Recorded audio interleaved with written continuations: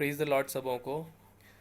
एक बार मैं फिर आप सबों का वेलकम करता हूँ आज की इस प्रेयर मीटिंग में, और खुदा का धन्यवाद करता हूँ कि एक बार फिर उसने हमें मौका दिया कि छोटे से परिवार के रूप में बैठ के उसकी हमदो सिताइश और उसकी महिमा कर सकें।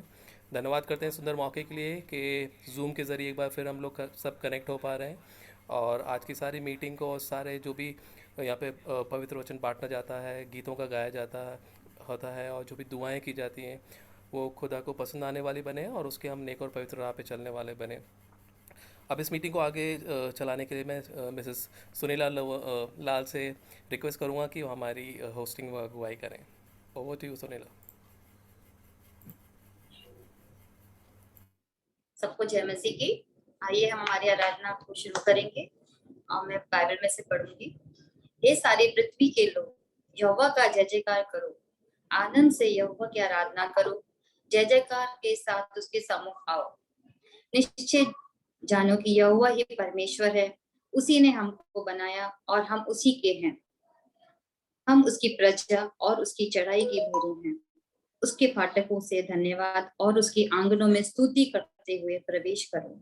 उसका धन्यवाद करो और उसके नाम को धन्य कहो, क्योंकि यह वह भला है, उसकी करुणा सदा के लिए है और उसकी सच्चाई पीढ़ी से पीढ़ी तक बनी रहती है। आमीन। आइए हम अपनी आराधना को शुरू करेंगे और हम ओपनिंग प्रेयर में जाएंगे। और मैं मिसेस ममता जेम्स आंटी से रिक्वेस्ट करूंगी कि वो हमारी opening prayer and prayer request के लिए दुआ में हमें अगुवाई करें। मेरी आवाज आ रही है सबको? जी आंटी आ रही है। आइए हम दुआ करेंगे। धन्यवाद धन्यवाद धन्यवाद देते महान परमेश्वर इस शाम के सुंदर अवसर के लिए प्रभु जी, कि तूने पिता परमेश्वर ये हमें सुंदर वक्त इनायत किया प्रभु, कि हम जूम के माध्यम पिता परमेश्वर सब परिवार एक मन होकर प्रभु तेरी निकटता में आने पाए। पिता धन्यवाद देते हैं कि तूने पिता परमेश्वर ओ प्रभु हमारे लिए मार्ग निकाला, कि पिता परमेश्वर हम सब पिता परमेश्वर परिवारों से अलग होने के बावजूद भी पिता परमेश्वर हम एक परिवार बनाकर, एक गुट बनाकर पिता परमेश्वर ओ प्रभु तेरी निकटता में आ पाते हैं। पिता हम तो इस लायक भी नहीं है पिता परमेश्वर कि अपने नापाक होठों से तुझ पवित्र और जीवित परमेश्वर को पुकारे, लेकिन पिता परमेश्वर तू जो दयावन दयालु है, तू जो अनुग्रहकारी पिता है, तू पिता परमेश्वर हम पर दया करता है। और पिता परमेश्वर हमें हम ये मौके इनायत करता है प्रभु, कि हम अपनी गुनाहों से तौबा करते हुए प्रभु तेरी निकटता में आए और अपने जीवन को पिता परमेश्वर आपकी हुजूरी में और आप जैसा चाहते हैं पिता परमेश्वर वैसे अपने जीवन को प्रकट करें। पिता ओ सामर्थी दयालु अनुग्रहकारी पिता, इस समय पिता परमेश्वर ओ प्रभु जी हम उन सब प्रिय परिवारों को आपकी निकटता में लाए हैं जो पिता परमेश्वर इस यहोवा ग्रुप में है। पिता परमेश्वर बच्चों से लेके बड़ों तक पिता परमेश्वर हर एक को प्रभु जी आपकी हुजूरी में लाकर पिता आपके हाथ में समर्पित करते हैं। प्रभु जी सब पर आपकी नजरें बराबर लगी रहने पाए पिता परमेश्वर, हर एक को प्रभु जी आप अपनी आशीषों से मालामाल कीजिएगा, हर एक के परिवारों को पिता परमेश्वर अपनी बरकतों से भर दीजिएगा पिता परमेश्वर।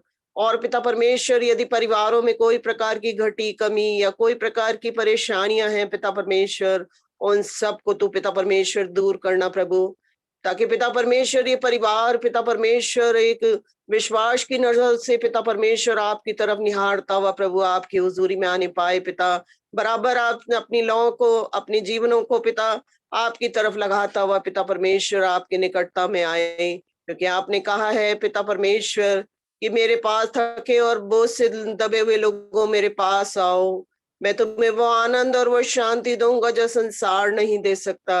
ओ पिता परमेश्वर इन सब परिवारों को प्रभु आपकी हुजूरी में लाके आपके हाथ में समर्पित करते हैं। ओ पिता परमेश्वर हम विशेष करके पिता परमेश्वर तुझसे प्रार्थना विनती करते हैं बहन रोजलिन के लिए पिता परमेश्वर, और विशेषकर कुइना भाभी के लिए पिता परमेश्वर। ओ पिता परमेश्वर सब पर प्रभु आप अपनी दया अपनी करुणा बनाए रखिएगा प्रभु जी, जो कुछ शारीरिक परेशानियां हैं पिता परमेश्वर, ओ पिता परमेश्वर हम नहीं जानते, लेकिन तू तो पिता परमेश्वर उनको रचेता है, तू जानने परखने वाला परमेश्वर है प्रभु। उनके शरीर में जो कुछ भी तकलीफ परेशानियां हैं पिता ओ प्रभु तेरे नाम से दूर होने पाए, ताकि वो आज की शाम पिता परमेश्वर जबकि हम प्रार्थना गो हैं पिता, ओ प्रभु शिफा को हासिल करने पाए। धन्यवाद देते हैं प्रभु, आपने प्रार्थना को सुना है और हम सब एक मन होकर प्रभु आपकी हुजूरी में आए हैं पिता। और हमें पूर्ण विश्वास है पिता परमेश्वर की इस जूम के माध्यम जब हम एक मन होकर प्रभु आपकी हुजूरी में अपनी प्रार्थनाओं को रखते हैं तो पिता परमेश्वर, ओ प्रभु तू चमत्कार करने वाला हमारा जीवित परमेश्वर है प्रभु। और तू प्रभु तूने आगे भी पिता परमेश्वर जो जो हमने प्रार्थनाएं की है प्रभु तूने सुना है पिता। और पिता परमेश्वर प्रभु जी तूने पिता परमेश्वर शिफा दी है पिता। और हम हमारे विश्वास को प्रभु जी तूने बढ़ाया है पिता, इसलिए तेरे नाम को धन्यवाद देते हैं। और आज की शाम पिता परमेश्वर दोनों को पिता परमेश्वर आपके हाथ में समर्पित कर देते हैं और उस चमत्कार के लिए प्रभु जी आपको धन्यवाद देते हैं जो पिता परमेश्वर तूने प्रभु उन दोनों बहनों के पिता जीवन में किया है। और तूने पिता परमेश्वर ने शिफा दी है पिता। ओ तेरे नाम धन्यवाद देते हुए तुझसे विनती प्रार्थना करते हैं प्रभु जी, और पिता परमेश्वर की प्रभु जी इनके विश्वास प्रभु और चौगने होने पाए प्रभु, और आपकी हुजूरी में दिन ब दिन बढ़ते जाने पाए पिता परमेश्वर। ओ सामर्थी दयालु अनुग्रहकारी पिता, तूने पिता परमेश्वर सभी लोगों को पिता परमेश्वर इस संसार में प्रभु जी ओ प्रभु अपनी समानता और स्वरूप में रचकर उस अनूठे प्रेम को व्यक्त किया है पिता। तू जानता है पिता परमेश्वर की जो लोग तेरे हुजूरी में रहते हैं प्रभु, ओ पिता परमेश्वर तू प्रभु उनकी हर एक मुनाजातों को पिता परमेश्वर तू कबूल करता है प्रभु। ओ महान परमेश्वर तुझसे विनती प्रार्थना करते हैं दयालु अनुग्रहकारी पिता। ओ पिता परमेश्वर विशेष करके पिता परमेश्वर प्रभु जी, ओ प्रभु आज की जूम मीटिंग को पिता परमेश्वर, ओ प्रभु जी जो भी पिता परमेश्वर होस्ट कर रहे हैं और जो भी पिता परमेश्वर प्रभु जी यहाँ पर प्रभु तेरे वचन को बांटेंगे पिता परमेश्वर, और जो भी प्रभु प्रार्थना और प्रेजिंग वर्शिप में प्रभु सहायता मदद करेंगे प्रभु, सब पर आपकी आशीष रहने पाए पिता। और पिता परमेश्वर प्रभु जी सब जो पिता परमेश्वर अपने समय को प्रभु जी आपकी हुजूरी में लाके दे रहे हैं प्रभु जी, वो व्यर्थ ना जाने पाए, परंतु प्रभु जी चौगुना और पिता परमेश्वर आशीषों से प्रभु इन्हें निहारना प्रभु जी। ओ पिता परमेश्वर विशेष करके हम आपसे विनती प्रार्थना करते प्रभु जी, ये माध्यम पिता परमेश्वर प्रभु जी जबकि पिता परमेश्वर प्रभु तूने निकाला है तो प्रभु ये बढ़ता चला जाने पाए प्रभु जी। ओ पिता हम स्वयं ना बचने पाए परंतु बहुत सारी आत्माओं को प्रभु जी तेरी हुजूरी में लाने की योग्य बनने पाए पिता परमेश्वर, और बहुत सारे लोगों को प्रभु जी इस माध्यम के द्वारा जोड़ने पाए और आप जीवित परमेश्वर की सच्चाई को बताने पाए कि प्रभु जी तू आज भी जीवित और सच्चा जीवित परमेश्वर है, जो प्रभु जी आज भी प्रभु जी चमत्कार कर रहा है प्रभु जी। ओ सामर्थी दयालु अनुग्रहकारी पिता सारी मीटिंग को प्रभु आपके हाथ में समर्पित करते हैं प्रभु, और बड़े विश्वास के साथ मांग लेते हैं उद्धार करता यीशु मसीह के मीठे पवित्र और पावन नाम से, आमीन। Thank you aunty for this prayer. अब हम अपनी आराधना को आगे बढ़ाएंगे और ये समय होगा कि हम प्रेज वर्शिप में जाएंगे और खुदा के हम में गीत गाएंगे। और मैं इनवाइट करूंगी मिसेस नोवेता सैम्पल एंड फैमिली से कि वो हमारी इसमें अगुवाई करें।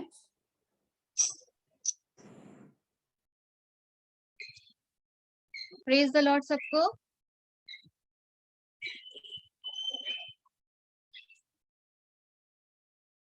सबको जय मसीह की।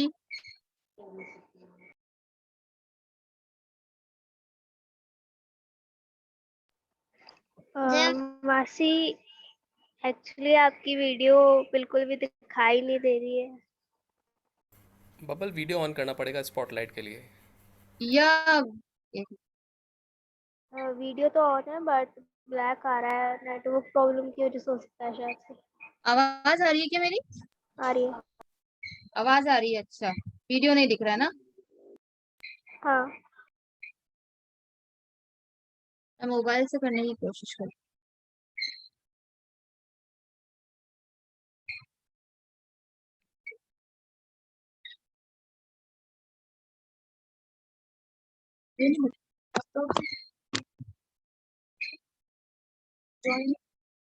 अब आ रही है।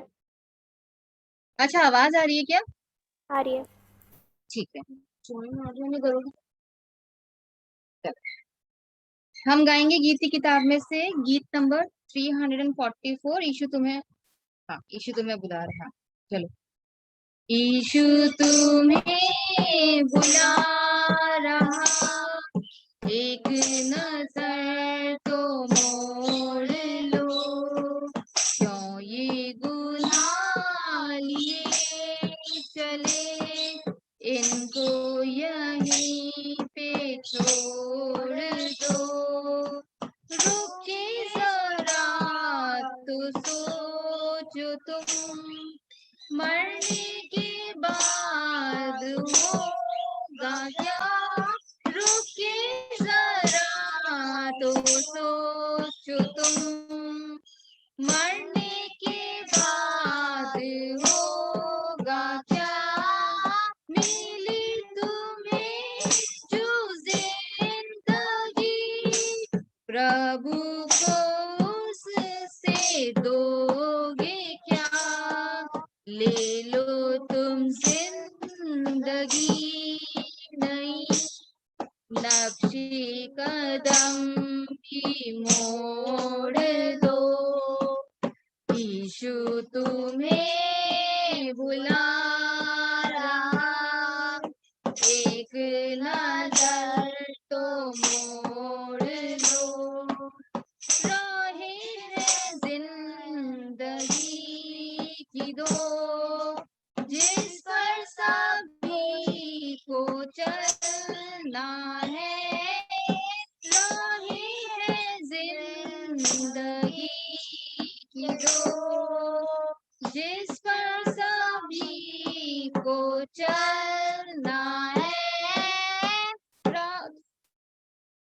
दुनिया की राहों में चल रहे, या राहे मसीह चलना है। अब तुम नए इंसान बनो, दुनिया से रिश्ता तोड़ लो। यीशु तुम्हें बुला रहा, एक नजर तो मोड़ लो।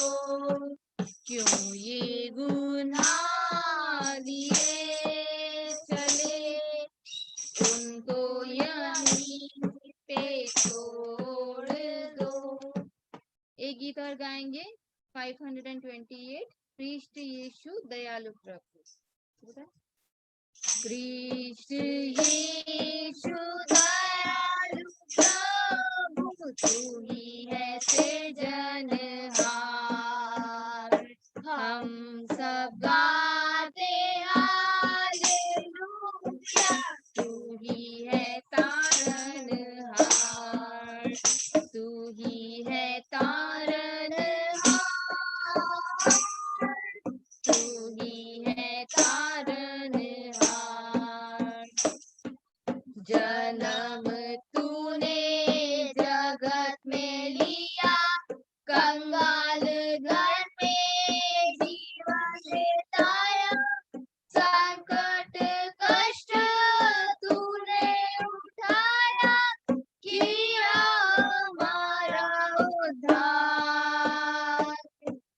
यीशु प्यारे, किया हमारा उद्धार, किया हमारा उद्धार। कृष्ण यीशु दयालु प्रभु, तू ही है सृजनहार। हम सब गाते हालेलुया, तू ही है तारनहार।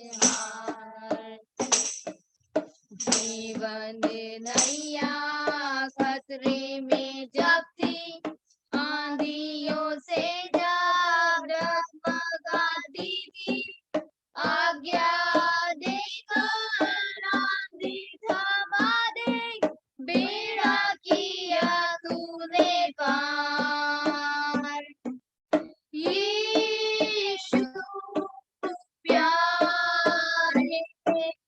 बेड़ा किया तूने पार, बेड़ा किया तूने पार।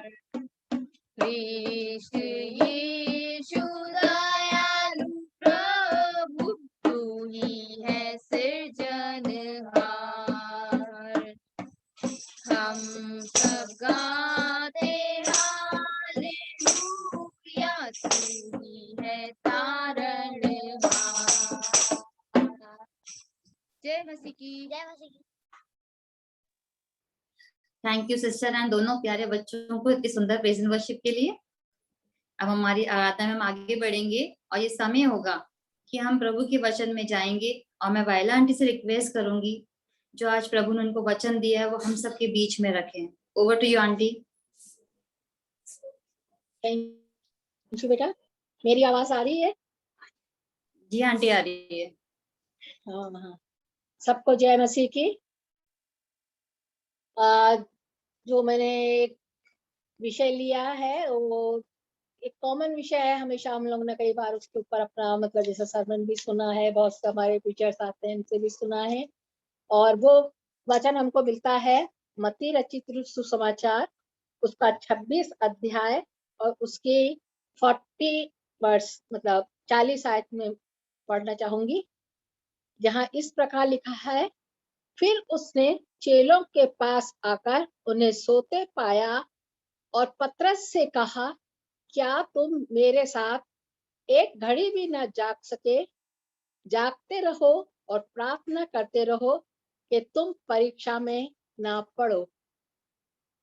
मेरा आज का जो विषय है, मैं अपने थोड़े से विचार इस लाइन पे जो एक है, जागते रहो और प्रार्थना करते रहो पे अपना हम सबका ध्यान आकर्षित करना चाहूंगी। और हम वचन में जाने से पहले परमेश्वर से सहायता चाहेंगे और प्रार्थना करेंगे। आइए हम प्रार्थना करें। धन्यवाद धन्यवाद धन्यवाद स्तुति के योग्य पिता परमेश्वर, सारा आदर सारी महिमा आप ही के नाम को देते हुए एक बार फिर से आपके चरणों के नजदीक में ये पूरा ज़ूम परिवार आया है पिता परमेश्वर, इसके लिए धन्यवाद करते हैं। अब जो वचन की तरफ जाते हैं पिता परमेश्वर, मेरी कोई खूब लियाकत नहीं है प्रभु जी कि अपने नापाक होठों से आपके इस कलाम को ले सकूं, लेकिन प्रभु जी जो कुछ मैंने तैयारी की है आपसे मदद चाहती हूँ प्रभु जी। मेरे होठों को छुइए, मेरे विचारों को पाक कीजिए कि जी आपकी अगुवाई में ही होने वाला हो सके। मेरे हृदय के दिल के ख्याल और सोच आपको ग्रहण हो, ऐसी प्रार्थना करती हूँ प्रभु यीशु मसीह के नाम से, आमीन। आज का जो विषय है वो हमने लिया है तो वो है जागते रहो और प्रार्थना करते रहो। आज इंसान अपनी जिंदगी में इतना मशहूर या इतना व्यस्त हो चुका है कि बहुत व्यस्त रहने वाला इंसान बन गया है। हर तरफ काम में उसकी भाग दौड़ लगी रहती है। सुबह से जब वो सुबह अपने बिस्तर से उठता है उस वक्त से ही लेके उसकी ये प्रक्रिया शुरू हो जाती है, एक के बाद एक काम है और दौड़ भाग शुरू है। घर के काम काज का है, बाहर के काम काज का है, हर तरह का एक बोझ सा उसके दिलो दिमाग पर छाया रहता है कि मुझे ये भी काम करना है, मुझे ये भी काम करना है। और सोते जब तक वो अपने बिस्तर पर वापस नहीं चले जाता उसकी ये भाग दौड़ बनी रहती है।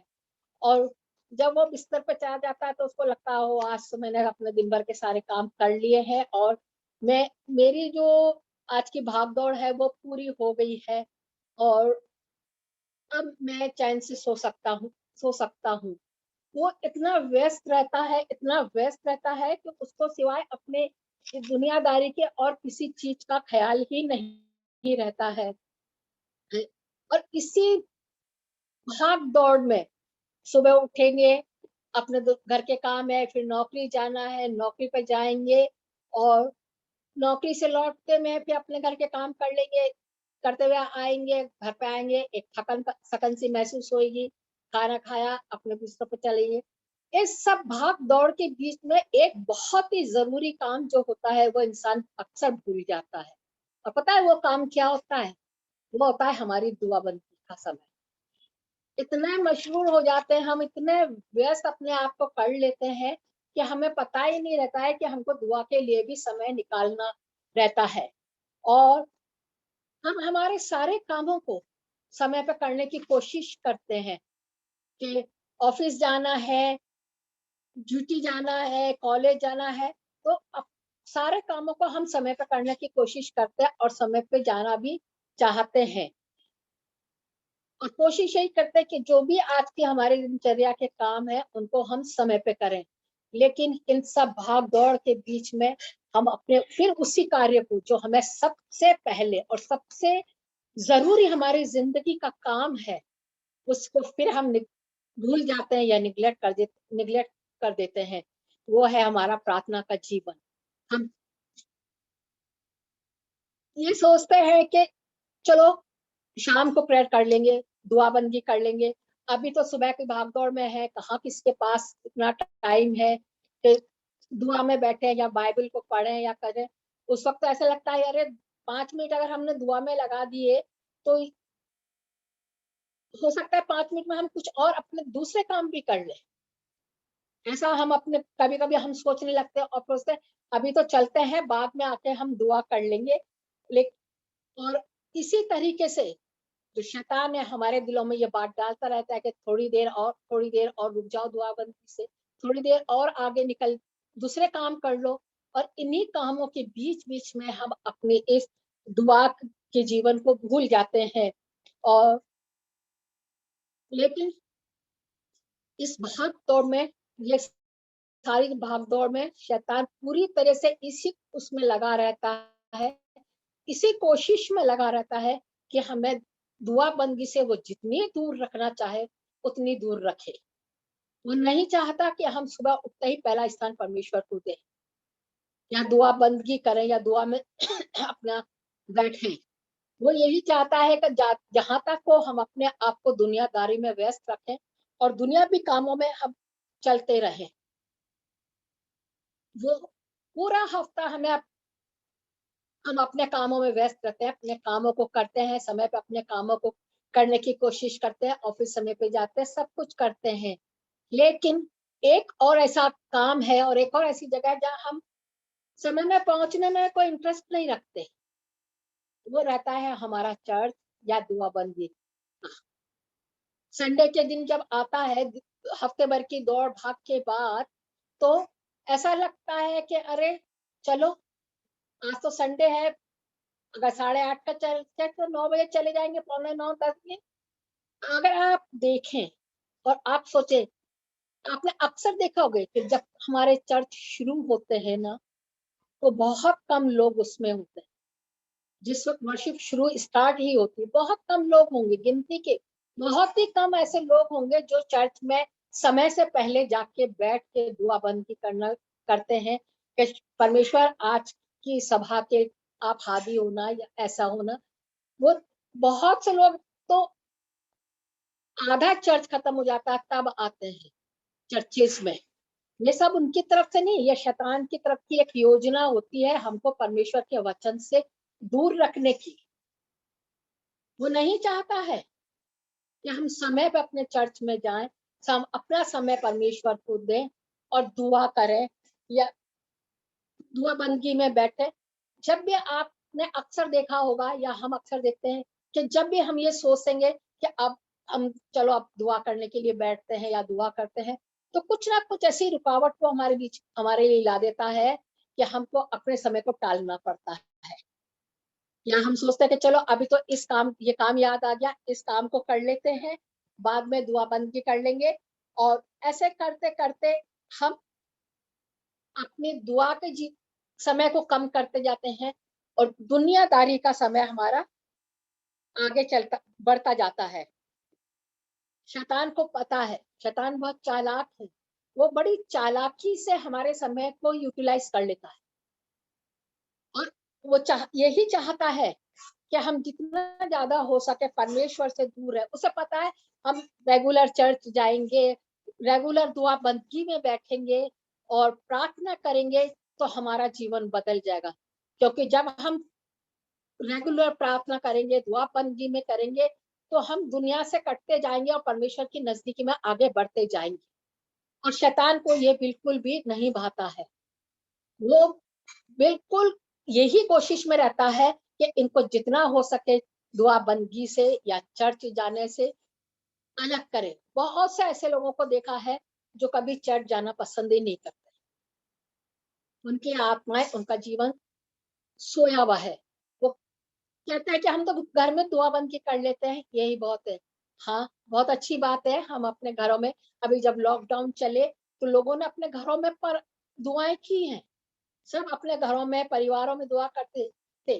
वो एक अलग परिस्थिति, वो मजबूरी थी कि लोग परमेश्वर के भवन में नहीं जा पाते थे, वहां जाके दुआ बंदगी नहीं करते थे, वो अपने घरों में करते, उस दुआ बंदगी को करते थे।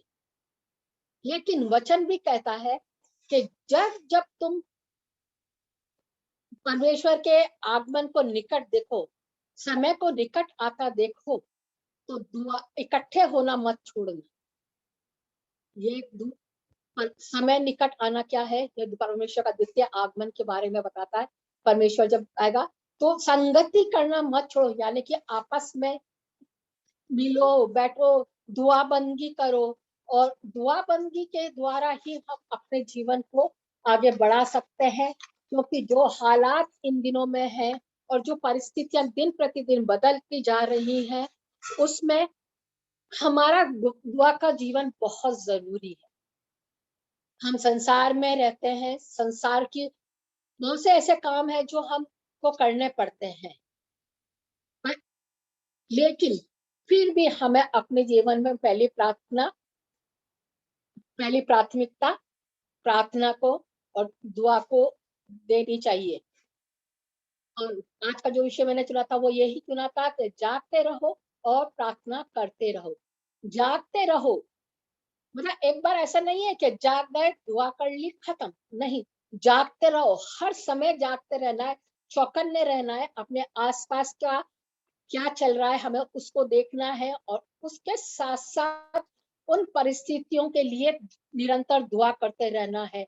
आज हम देखते हैं, आप रोज टीवी में देखिए, न्यूज़पेपर में देखिए, क्या हो रहा है संसार के अंदर।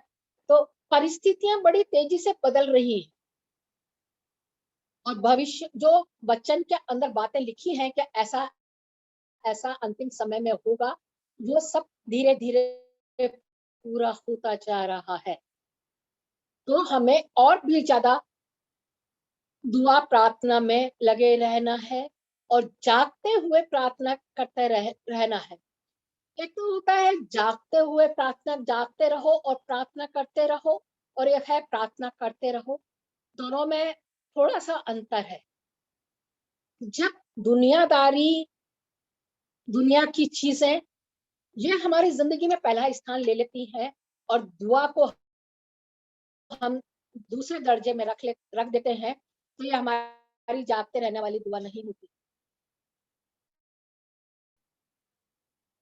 ये सही है कि हमें दुनिया के साथ चलना है, दुनिया में रहना है, तो दुनिया के काम भी करने हैं, सब कुछ करने हैं। लेकिन दुनियादारी को ही पहला दर्जा दे के दुआ को अपना सेकंड दर्जा देना, ये हमारे जागते रहने वाली प्रार्थना नहीं है। इसके उल्टा, यदि हम अपनी जिंदगी में पहला स्थान परमेश्वर को देंगे, दुआ बंदगी करेंगे, चाहे हालात कैसे भी हों। यदि हमें नौकरी पर जाने के लिए देर हो रही है, 2 मिनट की देर हो रही है, तो देर तो हुई है। आप 2 मिनट की जगह आप उसको 5 मिनट में कर सकते हैं, कि जो 2 मिनट में देर हुई तो 5 मिनट में भी हो सकती है। लेकिन आप अगर दुआ छोड़ के, कि आपका जो आपने ऑफिस जाने के पहले या ड्यूटी जाने के पहले अपना 2 मिनट का या 5 मिनट का समय दुआ का रखा है, यदि आप उसको कम करके और दूसरा काम करके दुआ के लिए जाते हैं, तो वो सही नहीं है। अगर आपने सोच रखा, या मैंने सोचा कि नहीं, पहला काम मेरे को, चाहे कुछ भी हालात हो, देर हो रही है होने दो, गेट पे दूध वाला चिल्ला रहा है चिल्लाने दो, लेकिन मेरा समय 5 मिनट दुआ का है, तो मैं दुआ में ही बिताऊंगी। वो हमारे जागते रहने की प्रार्थना होती है। और जब हम दुनियादारी को छोड़ के परमेश्वर के चरणों के नजदीक बैठते हैं सच्ची मन से और सच्ची हृदय से, उस अपने आप को उसके हाथों में सौंप देते हैं, तो ये हमारी जागते रहने वाली अवस्था होती है कि हम जाग भी रहे और दुआ भी करते हैं, और ऐसी दुआओं को हमारा परमेश्वर सुनता है। और यही बात परमेश्वर ने मत्ती उसके 26 अध्याय के 40वें पद के आखिरी सी जो लाइन थी, जिसको मैंने अंडरलाइन किया कर रखा है, उसमें कहा चेलों से कि क्या तुम मेरे साथ थोड़ी देर भी ना जाग सके। जब परमेश्वर को पकड़वाया जाने वाला था, वो तो परमेश्वर था, वो कोई मनुष्य नहीं था, वो परमेश्वर था।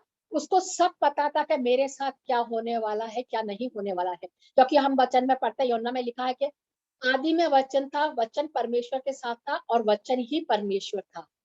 तो उसको तो अपने साथ होने वाली सारी घटनाओं के बारे में मालूम था कि मेरे को इस समय पकड़वाया जाएगा, मेरे को इस समय में मारा पीटा जाएगा, मेरे को इस समय क्रूस पे चढ़ाया जाएगा, लेकिन वो फिर भी प्रार्थना करता था। क्या उसको प्रार्थना की जरूरत थी? वो तो खुदा था, थी। क्यों? कि वो जब पृथ्वी पर आया तो एक मनुष्य के रूप में आया। वो मन पूरी तरह मनुष्य के रूप में था। उसको भूख लगती थी, उसको प्यास लगती थी, उसको नींद आती, उसको दुख होता था। हम बाइबल में कई जगह पढ़ते हैं, उसे प्यास लगी, उसको नींद आ गई, वो नाव में सो गया, उसको दुख हुआ, सब कुछ पढ़ते हैं। और जब यहाँ पे हम जब उसके पकड़वाए जाने वाले के समय का वर्णन पढ़ते हैं उसका, तो वो उसमें भी उसको दुख हो रहा है। वो कहता है मेरा जी उदास है, यहाँ तक कि मेरे प्राण निकला चाहते हैं। और चेलों से कहता है जागते रहो, मेरे साथ जागते रहो।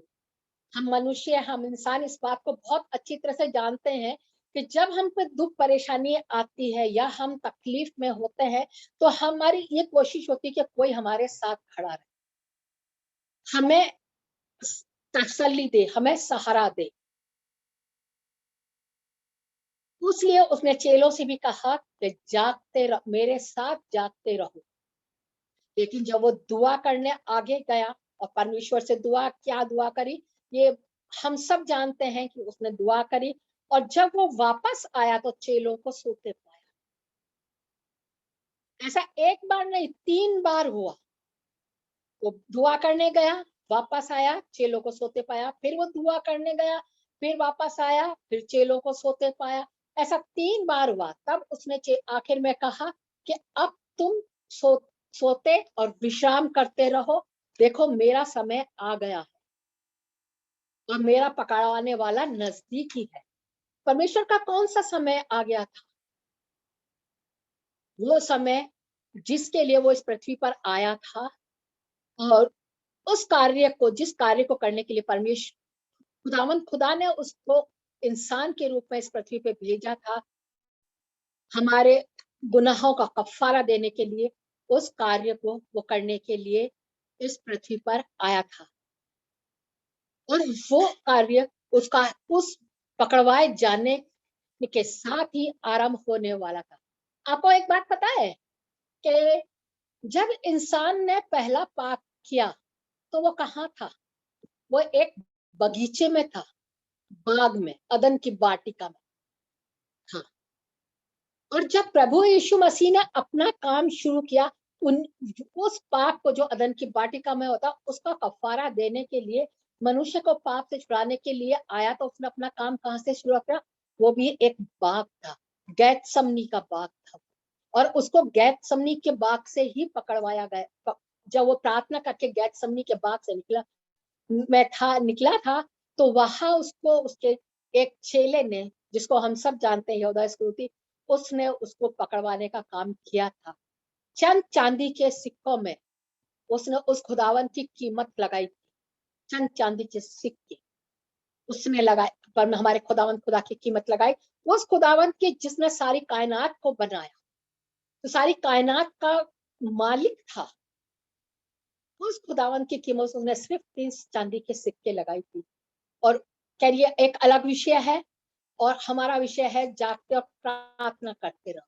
वो जानता था कि ये चेले सो गए हैं, अब जब मैं पकड़वाया जाऊंगा तो इनके ऊपर विपत्तियां आएंगी और आजमाइशें भी आएंगी इनके ऊपर। इसलिए वो कहता है कि जागते रहो और प्रार्थना करो ताकि परीक्षा में ना पड़ो।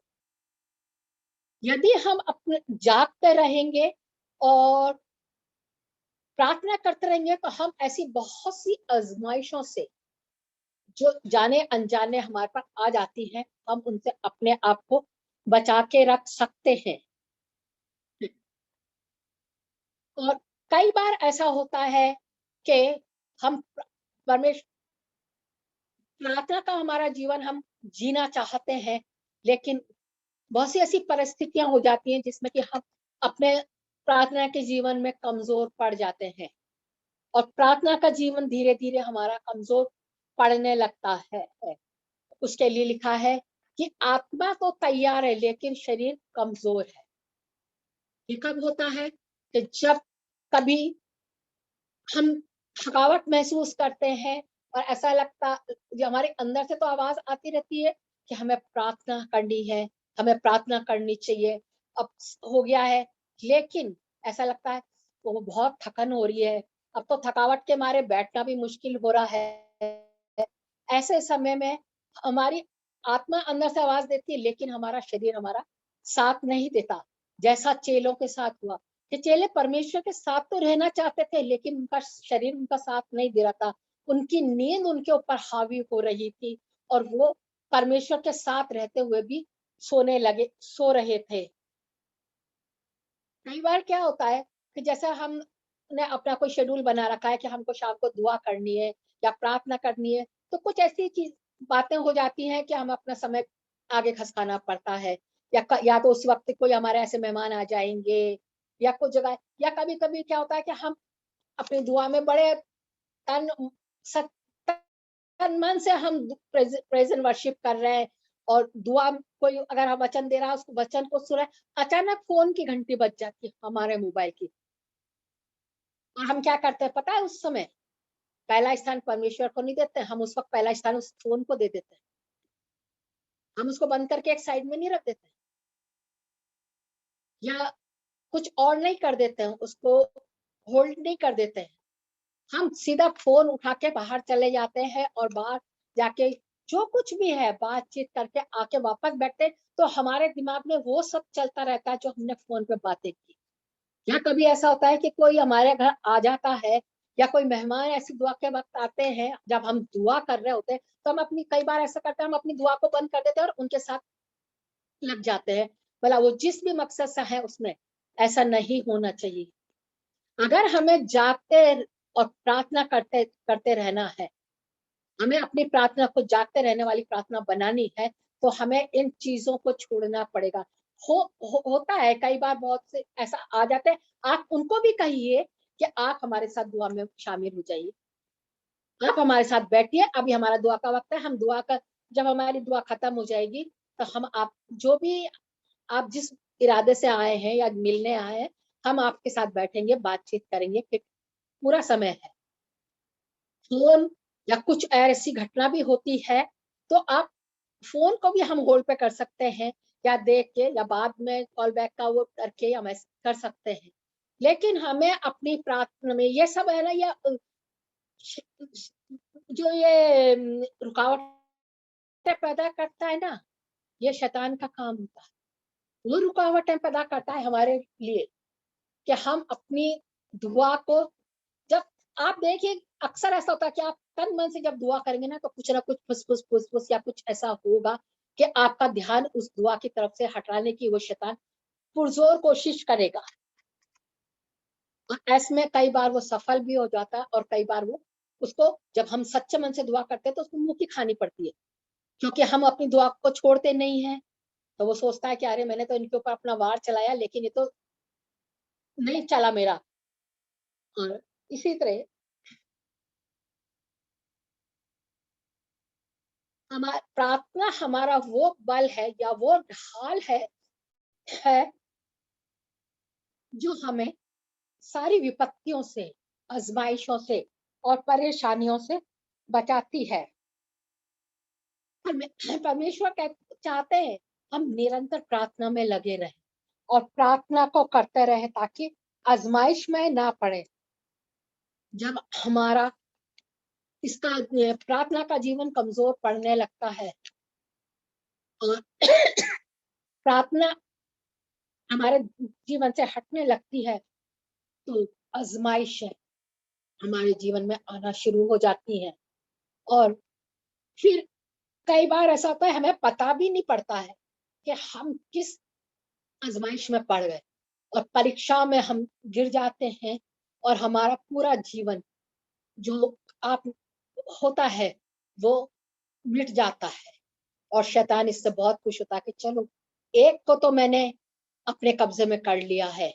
और जब हम प्रार्थना में अपना जीवन बिताते हैं, प्रार्थना हमारे जीवन में रहती है, हमारे जीवन में बदलाव आते हैं, तो लोग हमको देख के ही पहचान लेते हैं। हमारे व्यवहार, क्योंकि हमारा व्यवहार दुआ बंदगी जब हम करते हैं तो हमारे व्यवहार में अपने आप चेंज आता है और लोग उसको देख के समझने लगते हैं कि भाई इनका जीवन दूसरे जीवन से अलग है। और हो सकता है हम निरंतर प्रार्थना करते हुए, निरंतर चर्च जाते हुए, निरंतर आपसी संगति करते हुए, दुआ बंदगी में बने रहते हुए बहुत से लोगों को भी इस तरफ अपने साथ ले आ सकते हैं दुआ बंदगी में और उनकी जीवन को भी हम बचा सकते हैं। और इसलिए खुदावन हमसे यही चाहता है कि हम अपना ज्यादा से ज्यादा जीवन दुआ और बंदगी में बिताएं और अपनी दुआएं जो हम अब करते हैं उनको जागते रहने वाली दुआएं बनाएं और हमारा जीवन परमेश्वर के काम के लिए में आने वाला हो सके। और परमेश्वर का वचन हमें जगह जगह पे वचन पे और बार बार होशियार करता है कि हम कलाम में बने रहें ताकि शैतान और शैतान की चालों से अपने आप को बचा के रख सके और दुआ करते रहें ताकि परीक्षा में ना पड़े। इसी के साथ मैं अपने इस वचन को यहीं समाप्त करना चाहूंगी। सारा इज्जत जलाल हमारे खुदावंद खुदा को मिले। शुक्रिया। हम छोटी सी दुआ करेंगे। धन्यवाद करते पिता परमेश्वर आपका उस सामर्थ के लिए जो आपने मुझको दी कि मैं अपने इस वचन, आपके इस वचन को अपने शब्दों में लोगों को समझाने वाली हो सकूं। पिता परमेश्वर, यदि मेरे मुंह से कोई ऐसी बात निकली है जो किसी को चोट पहुंचा सकती है या कोई और ऐसी बात जो मैंने ज्यादा बोल दी है, उसके लिए मैं क्षमा चाहती हूँ। प्रभु जी, आप मुझे क्षमा कीजिए और समझ और बुद्धि से परिपूर्ण कीजिए। पिता परमेश्वर, सारा आदर महिमा आपके नाम को देते हुए विनती को आपके बेटे खुदावंद यीशु मसीह के नाम से मांगते हैं। आमीन।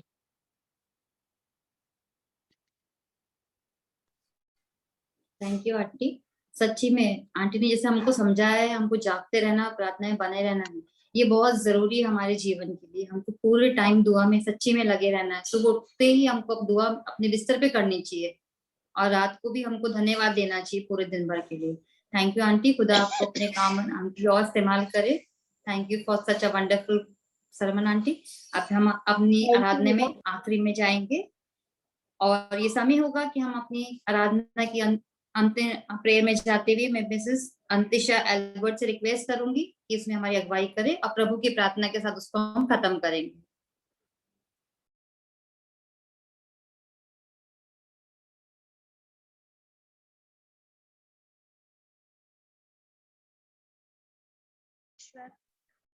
धन्यवाद देते हैं आपके इस दिन के लिए, आपके इस समय के लिए कि आपने हमें जिंदों की जमीन पर सही और सलामत रखा। आपने हमें ये दिन दिखाया, ये शाम दिखाई, जिस शाम में पिता परमेश्वर हम आपके नाम को लेने वाले हो सके। जो भी वचन आपके द्वारा हमने सुना पिता परमेश्वर, वो आप तक पहुंचने वाला हो सके। आपकी आदर, आपकी महिमा पिता परमेश्वर हम करने वाले हो सके। आप हमें इतनी समझ ज्ञान बुद्धि दीजिए ताकि हम इस वचन को पढ़ने वाले नहीं बल्कि इसके मार्गों पर चलने वाले हो सके। पिता परमेश्वर आप हमें इतनी सद्बुद्धि प्रदान कीजिए कि हम किसी का भी जाने अनजाने में दिल ना दुखाएं। पिता परमेश्वर आप हमें संभालें। प्रार्थना करते हैं उन लोगों के लिए जो परेशान है, दुख या तकलीफ में है। पिता परमेश्वर आप हर एक की सुधि लीजिए, हर एक को संभालिए। हम प्रार्थना करते हैं उन लोगों के लिए जो रास्ते भर में है, सफर कर रहे हैं। पिता परमेश्वर आप हर एक को सही और सलामत अपने मंजिल मकान तक पहुंचाइए। हम प्रार्थना करते हैं पिता परमेश्वर उन लोगों के लिए जो बीमार हैं, अस्पताल में भर्ती हैं या अपने घरों पर हैं। पिता परमेश्वर आप हर एक की सुधि रखिए, हर एक को संभालिए। पिता परमेश्वर आपके नाम को हम धन्यवाद दे सकें। पिता परमेश्वर हम प्रार्थना करते हैं आप हमें रात भर संभालिए, सुबह का भोर का प्रकाश दिखाइए और हर एक के साथ मिलिए। हम प्रार्थना करते हैं पिता परमेश्वर इस जूम मीटिंग के जरिए जब भी हम प्रार्थनाओं में शामिल होते हैं, इस प्रार्थना इस वचन को पढ़ते हैं या स्तुति करते हैं, पिता परमेश्वर वो हर एक आप तक पहुंचने वाले हो सकते हैं। पिता परमेश्वर दिन भर में रहते हुए हमसे जाने अनजाने में जो भी गलतियां होती है, पिता परमेश्वर हम उसके लिए आपसे क्षमा चाहते हैं।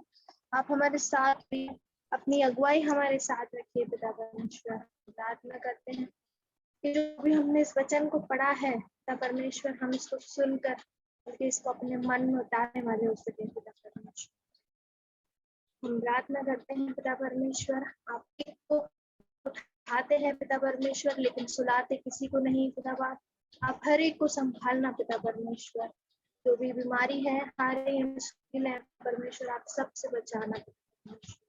इस प्रार्थना के अंत में पिता परमेश्वर हम आपको धन्यवाद देते हैं पिता परमेश्वर और प्रार्थना खत्म करते हैं। पिता परमेश्वर आपके नाम को धन्यवाद देते हैं। सारी आदर सारी महिमा के साथ ही प्रार्थनाओं को करते हैं। आए हमारे बाप जो आसमान पर है, तेरा नाम पाक माना जाए, तेरी बादशाह आए, तेरी मर्जी जिससे आसमान में कोई जमीन पर। हमारे रोज की रोटी आज हमें दे, इसलिए अपने कसूरवार को माफ करते हैं, तुम्हें हमारे कसूरवार को माफ कर। हमें आजमाइश में न डाल बल्कि बुराई से बचा, क्योंकि बादशाह कुदरत और जलाल हमें।